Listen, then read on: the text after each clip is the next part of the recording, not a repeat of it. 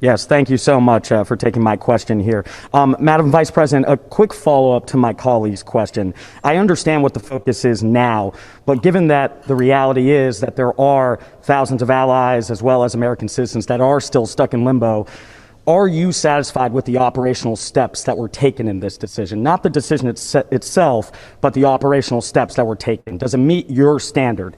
Secondly, China is already trying to use the situation in Afghanistan to drive a wedge between the U.S. and its allies, telling those in the South China Sea region that the U.S. cannot be counted on as a reliable long-term partner. Are you at all concerned the damage has already been done to U.S. credibility worldwide? And how does the U.S. and specifically the administration repair it?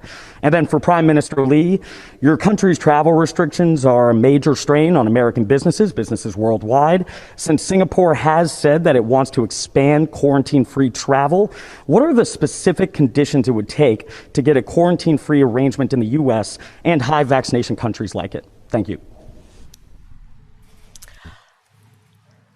So I'll repeat what I said, which is that there's no question there will be and should be a robust analysis of what has happened.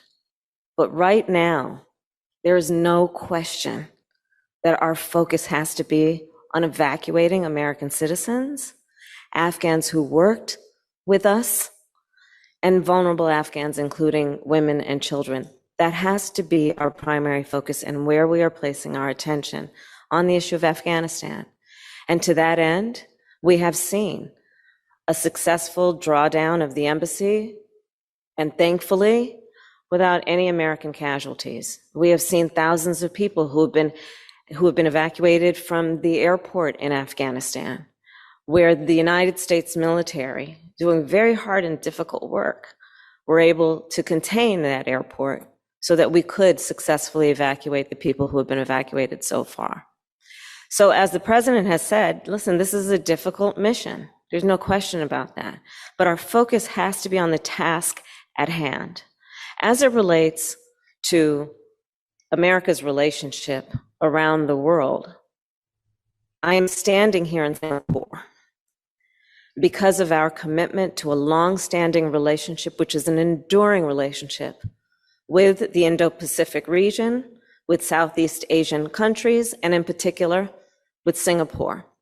The agreements that the Prime Minister and I have reached today are evidence of that enduring relationship and commitment, and founded on the long-standing priorities that relate to our security interests and our economic issues, but also a commitment going forward as it relates to the challenges that we faced in the 21st century and the challenges we are going to face moving forward, such as in the inevitable, which is future pandemics, and what we will do together to research and to do what we can to stop those pandemics from wreaking the kind of havoc on the world that COVID has.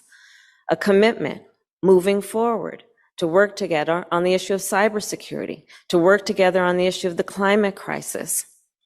All of these agreements are evidence of America's strength and enduring relationships around the globe, and in particular, our knowledge that as we move forward and think about where we go in the 21st century, Southeast Asia and the Indo-Pacific will in large part, I believe, dictate the future of our world. And America's commitment then and partnerships with the country in this region and the countries in this region are about where we are going and also founded on the relationships that we have had in this region. Okay, on vaccines, this is something which I also discussed with the Vice President. As countries get more vaccinated, as protocols are worked out, as we get COVID infections under control, it's easier for us to open up. We have been very tight on our borders for some time because it was necessary, and we had to get our situation in Singapore secured through vaccinations and through infections control. I think we are getting there, but we are nowhere near herd immunity. And we are now able to contemplate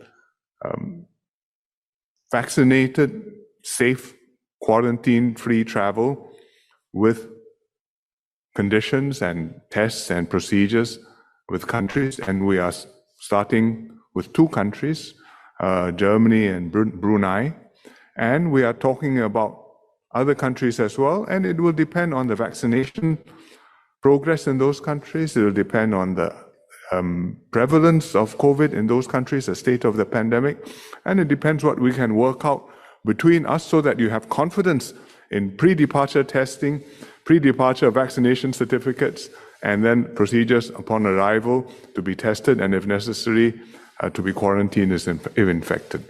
It's something which we have strongly in mind because it's important for Singapore as a hub to be able to reopen and to operate safely, and for people to travel back and forth to do business and to keep ourselves connected with the world. And the US is one of the countries which we will be pursuing these conversations with. Thank you, Zolan. Thank you. Now the last question from Singapore journalist, Ms. Lynette